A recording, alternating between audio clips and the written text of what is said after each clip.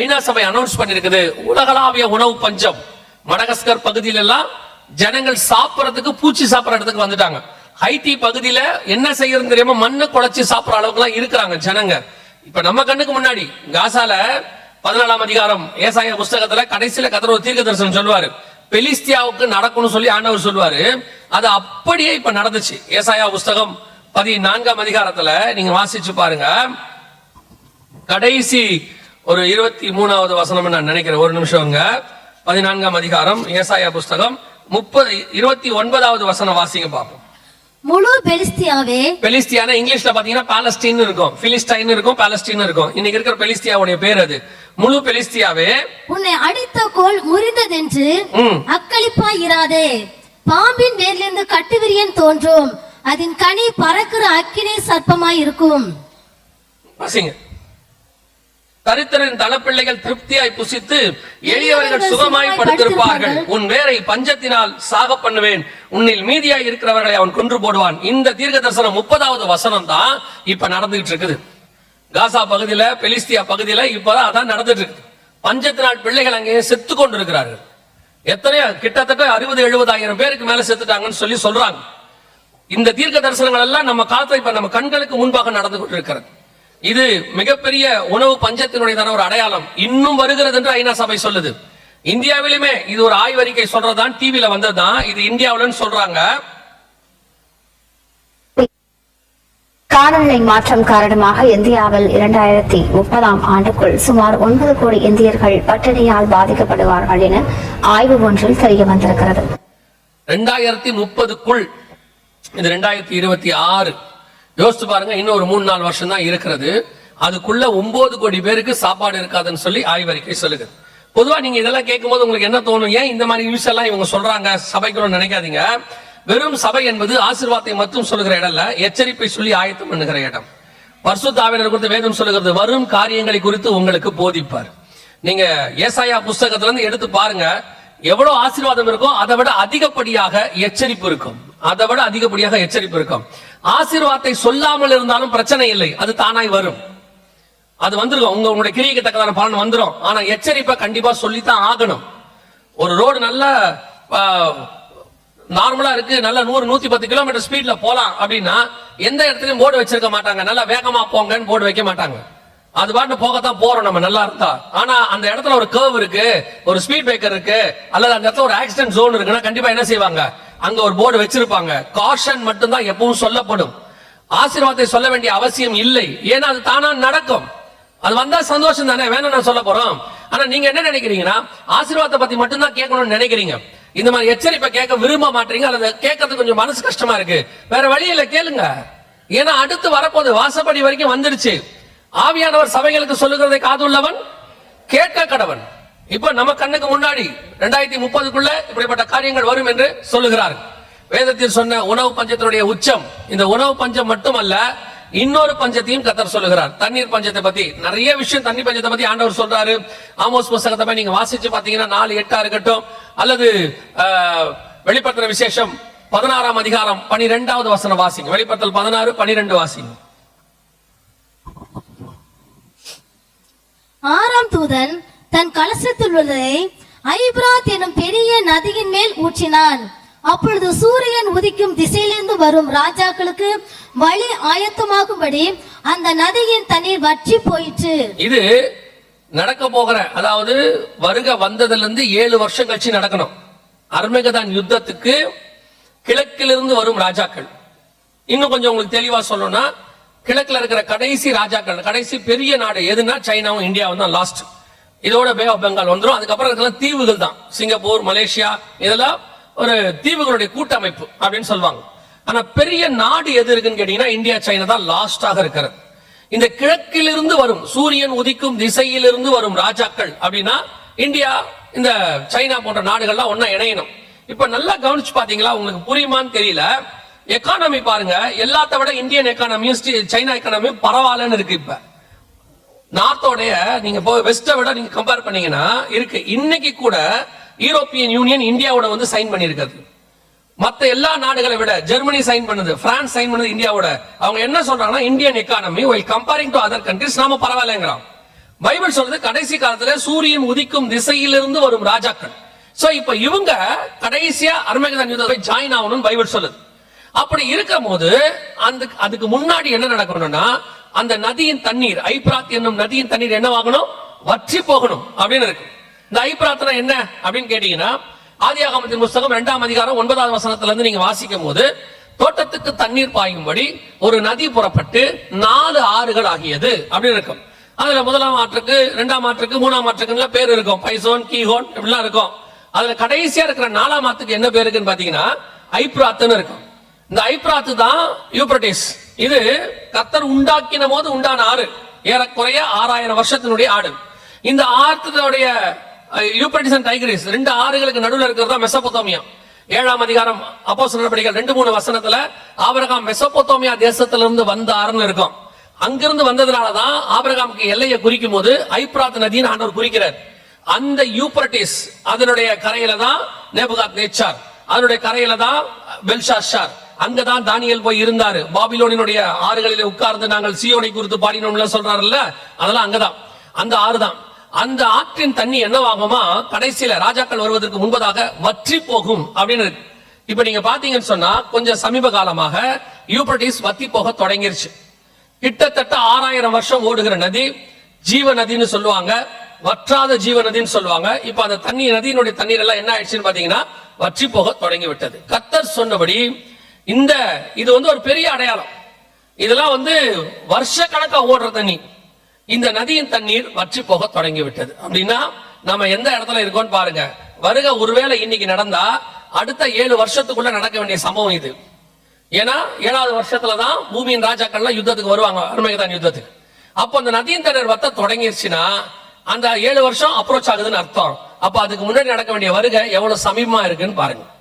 எந்த விதத்துல நீங்க வேத வசனத்தை எடுத்து ஆராய்ந்து பார்த்தாலும் வருகை சமீபம் என்பதை நமக்கு தெளிவாய் சொல்லிக் கொண்டே இருக்கிறது. வானத்திலையும் அடையாளம் பார்த்தாலும் சரி, பூமியில அடையாளம் பார்த்தாலும் சரி, சமுத்திரத்துல பார்த்தாலும் சரி, எதுல பார்த்தாலும் இருக்கு மிகப்பெரியதான அளவுல. இப்ப நீங்க 2 வசனம் ரெண்டுல ஏதாவது ஒண்ணு கூட வாசிங்க. செப்பனியா புஸ்தகம் 1ஆம் அதிகாரம் 3ஆம் வசனத்தையோ அல்லது ஓசியாவின் புஸ்தகம் 4ஆம் அதிகாரம் 3ஆம் வசனத்தையோ ஏதோ ஒண்ணு வாசிங்க, 2 கூட வாசிங்க, ஒண்ணு பிரச்சனை இல்லை, வாசிங்க பார்ப்போம்.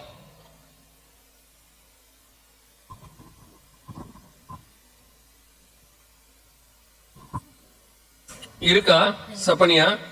மனுஷரையும் மிருக ஜீவன்களையும் வாரிக்கொள்ளுவேன். தேடி பார்க்கறத பார்த்தா செப்பனியா இல்லன்னு நினைச்சிட்டேன்.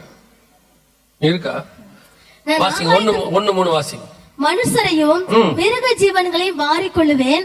நான் ஆகாயத்து பறவைகளையும் சமுத்திரத்து மச்சங்களையும் இடத்திற்கு ஏதுவானவைகளையும் துன்மார்க்கரோடு கூட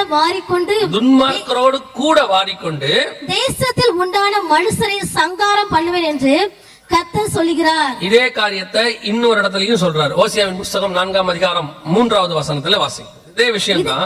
இது நிமித்தம் தேசம் புலம்பும், அதில் குடியிருக்கிற அனைவரோடு கூட மிருக ஜீவன்களும் ஆகாயத்து பறவைகளும் தோய்ந்து போகும், கடலின் மச்சங்களும் வாரிக்கொள்ளப்படும். இது ஆண்டவர் எப்ப சொல்றாருன்னு கேட்டீங்கன்னா ஓசியா 3:5 தான் இஸ்ரவேலர்கள் திரும்பி வராங்க. வந்த பிறகு நடக்க வேண்டிய சம்பவத்தை குறித்து சொல்லும் போது அதுல ஒரு அடையாளம் என்னன்னா, பஞ்சத்தினால மிருக ஜீவன்களும் ஆகாயத்து பறவைகளும் சமுத்திரத்து காரியங்களும் எல்லாம் வாரிக்கொள்ளப்படுங்கிறார். இது சமீப காலமாக எல்லா பகுதியிலும் நடக்கக்கூடியது. இது சோமாலியா பகுதியில பாத்தீங்கன்னு சொன்னா 43,000 பேர் செத்து போயிருக்கிறாங்க. முழு பஞ்சம் இந்த சைடு முழுக்க. இது கவனிச்சு பாத்தீங்கன்னா கென்யாவில் குடிக்க தண்ணீர். ஆப்பிரிக்க நாடான கென்யாவில் கடுமையான வறட்சியால் குடிக்க தண்ணீரின்றி யானைகள் செத்துமடியும் பேரழிவு ஏற்பட்டுள்ளது. உயிருக்கு போராடும் யானை குட்டிக்கு குடிநீர் வழங்கும் பணியாளர்கள். நீரின்றி சுருண்ட யானையை மீட்கும் முயற்சி பயனளிக்காது விழுந்து மடிந்த யானை. இது கென்யா பகுதியில ஆப்பிரிக்கா. இதை கவனிச்சு பாத்தீங்கன்னு சொன்னா சவுண்ட் வேணும். இதை கவனிச்சு பாத்தீங்கன்னு சொன்னா அரசாங்கமே மிருகங்களை அடிச்சு சாப்பிட சொல்லிடுச்சு. எல்லா வரி குதிரைகளை 700 மிருகங்களை அடிச்சு சாப்பிட சொல்லிடுச்சு. இது 2024 நடந்தது. கொரோனாலாம் வந்த பிறகு நடக்கிற சம்பவம். எதனாலன்னு கேட்டீங்கன்னா முழுக்க பஞ்சம், ஜனங்களுக்கு வறட்சி, சாப்பிடறதுக்கு ஒண்ணுமே இல்லை. அதனால மிருகங்களை அடிச்சு நீங்க சாப்பிடுங்கன்னு சொல்லி 700 வரி குதிரைகள், யானைகள் எல்லாத்தையும் அடிச்சு சாப்பிட தொடங்கிட்டாங்க. இது நாம்பியால. இதே மாதிரி ஒரு காரியம் ஜிம்பாப்வேலயும் நடந்திருக்கு. அங்கேயும் அரசாங்கம் சொல்லுது மிருக ஜீவனங்களை அடிச்சு சாப்பிடுங்க. உலகளாவிய பாத்தீங்கன்னு சொன்னா ஒரு பக்கம் மனுஷர்கள் இயற்கை பேரழிவுல பல்கா 2000 பேர் 3000 பேர். இப்ப ஆக்சுவலா இதான் நமக்கு ஒரு பெருசாவே தெரிய ஆரம்பிக்கவே இல்லை பாருங்க. நான் சொல்றது முந்தியெல்லாம் பாத்தீங்கன்னா ஒரு சின்ன ஆக்சிடென்ட் நடந்துச்சுனாலே பேப்பர்ல வரும்போது ஜனங்க பரிதவிப்பாங்க, எவ்வளவு பேர் 2-3 பேர்லாம் ஆக்சிடென்ட்ல சாவறாங்கம்பாங்க. இப்போ பல்கா ஒரு பிளைட்டே மொத்தம் எரிஞ்சு போகுது. ஒரு நாள் தான் மக்களுக்கு அதோட எண்ணம் மைண்ட்ல இருக்குது, 2வது நாள் மறந்து போகுது. பெரிய பூமி அதிர்ச்சி 2000 பேர் மூழ்கிடுறாங்க, ஜனங்களுக்கு அது மைண்ட்லயே நிக்க மாட்டேங்குது. ஏன்னா அந்த அளவுக்கு உணர்வில்லாத இருதயம் வந்துருச்சு, அந்த அளவுக்கு இன்சிடென்ட்ஸ் நடக்குது, அடுத்து அடுத்து அடுத்து அடுத்து நடக்கிறதுனால நமக்கு அது ஒரு பெரிய விஷயமாவே தோன்றாமல் போயிருச்சு. அதான் நான் சொல்றேன், கோவிட்ல 2 கோடி பேர் செத்துருக்காங்க. நமக்கு ஏதாவது பெருசா பட்டுச்சா, ஏதாவது தோணுச்சா? அந்த நேரத்துல மட்டும் ஒரு பயம் இருந்துச்சு, அவ்வளவுதான், முடிஞ்சிச்சு. நீங்க ஃபர்ஸ்ட் எல்லாம் பாருங்க, உலக யுத்தம் முடிஞ்ச உடனே இந்த செத்து போனவங்களை பத்தி தானே ஒரு 10-20 வருஷம் பேசிக்கிட்டே இருந்தாங்க. அவங்களுக்கு கல்ற கட்டுறது, அதை பண்றது, இதை பண்றது, அவங்க எல்லாம் இப்படி செத்துட்டாங்க, ஹிரோஷிமா நாகசாக்கி எல்லாம் பேசிக்கிட்டே இருந்தாங்க. இவ்வளவு பெரிய கொரோனா நடந்திருக்கு, மறந்தே போயிட்டோம் நம்ம. அப்படி ஒரு சம்பவம் நடந்த மாதிரி நமக்கு இல்ல, ஏதாவது நியூஸ்ல வந்தா மட்டும் நினைக்கிறோம். 2 கோடி பேர் செத்து போயிருக்காங்க. அப்ப நமக்கு அந்த அந்த இருதயம், பரிதவிக்கிற இருதயம் போயிருச்சு. கடைசி காலத்தில் அன்பு தனிந்து போகும் இருக்கு இல்லையா, அப்படியே கேஷுவலா கடந்து போயிட்டு இருக்கிறோம்.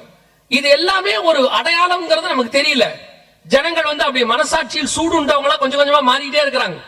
பக்கத்துல ஒருத்தர் அடிபட்டு செத்தா செல்போன்ல போட்டோ எடுக்கணும் தான் தோணுதே ஒழிய அவனுக்கு உதவி செய்யணுங்கிற காலமே போயிருச்சு. இப்ப 2 பேர் உதவி செஞ்சா 20 பேர் வீடியோ எடுக்கிறான், அதான் நடக்குது. இப்ப எவ்வளவு ஒரு அற்பத்தனம் பாருங்க. அந்த இடத்துல இப்ப நம்ம இருக்கிறோம். நம்ம கண்ணுக்கு முன்னாடி பஞ்சத்தினுடைய உச்சம், தண்ணி பஞ்சம், ஒரு பக்கம் சாப்பாட்டு பஞ்சம் போயிட்டே இருக்குது. இது இல்லாம இன்னொரு பஞ்சம் இருக்கு, காத்து பஞ்சம். அது என்னங்கிறது பைபிள் சொல்லுது, நான் எப்படி எக்ஸ்பிளைன் பண்றேன் உங்களுக்கு பாருங்க.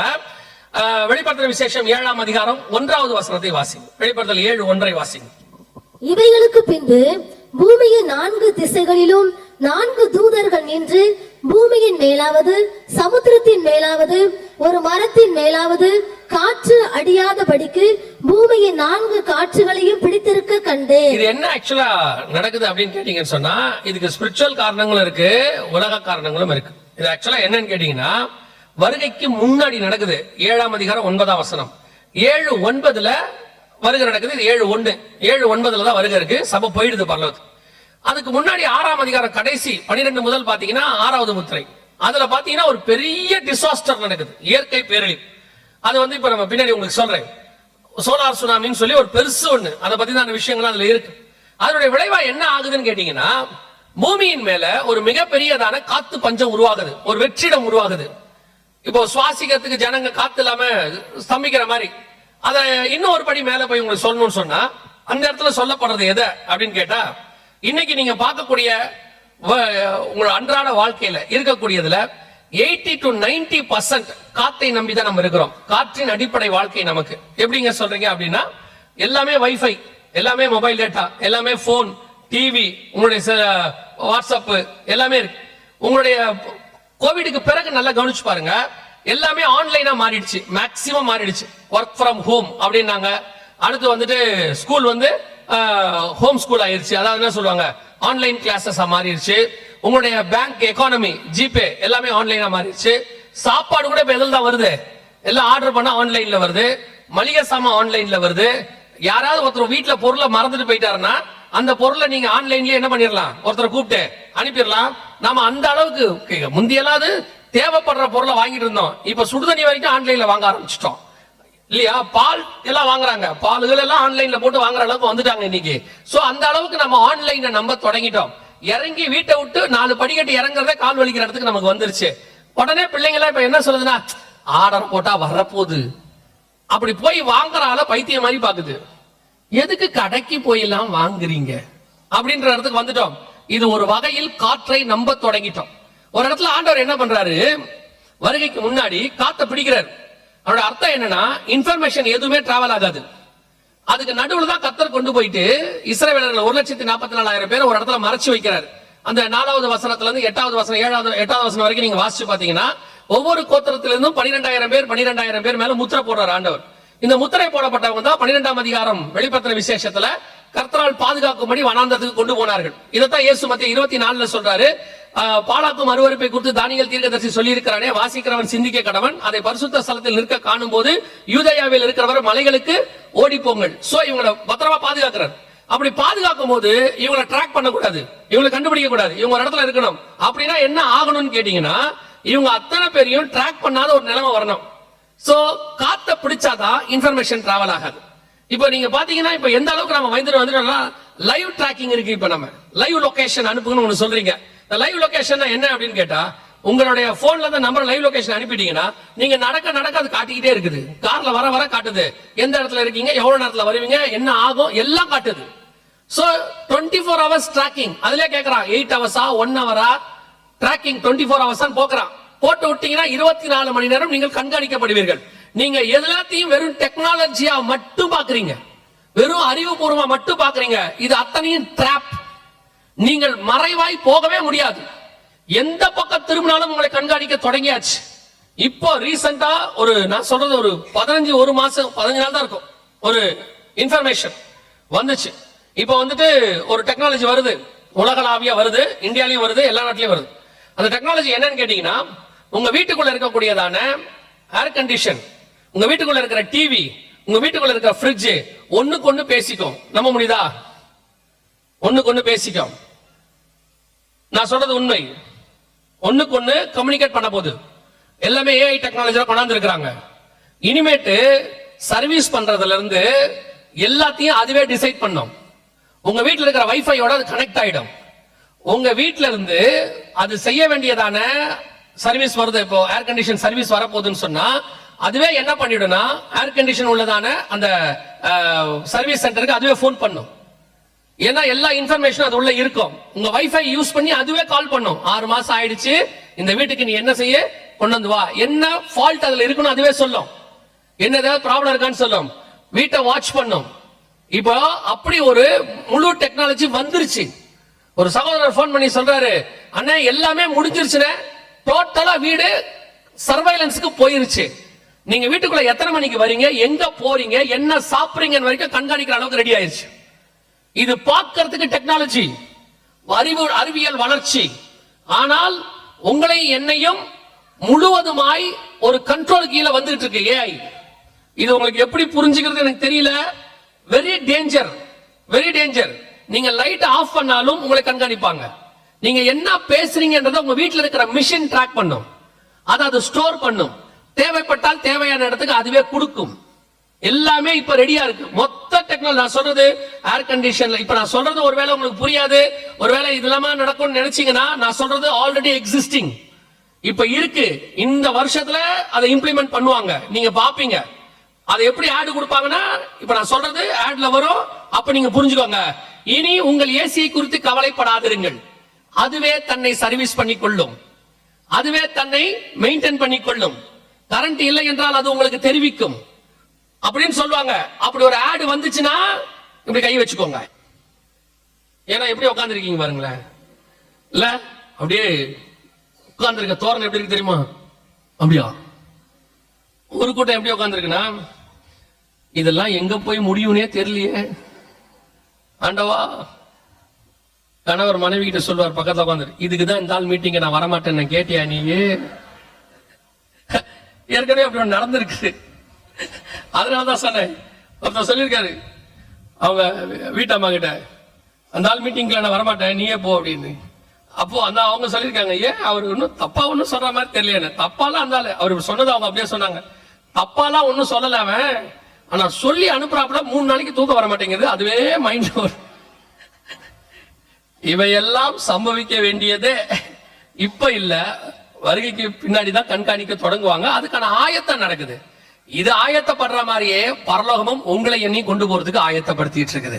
இந்த செகண்ட் முடிவடையும் போது அந்த அதனாலதான் சொன்னேன், 7ஆம் அதிகாரம் 1 முதல் 8 வசனம் இப்ப காத்து காரியம் நடந்துட்டு இருக்கு. 9 நம்ம பரலோகத்துக்கு போயிடுறோம். 8ஆம் அதிகாரத்துல தான் எக்காலம் போது ஆரம்பிக்கிறாங்க. அப்பதான் ஜனங்களை கண்காணிக்கிறதெல்லாம் அவங்களை கவர் பண்றாங்க. சோ இப்ப அந்த இடம் நம்ம 7ஆம் அதிகாரம் 1 முதல் 8 வசனத்துல இருக்கக்கூடிய அந்த காலகட்டத்து ஜனங்களா இருக்கிறோம்.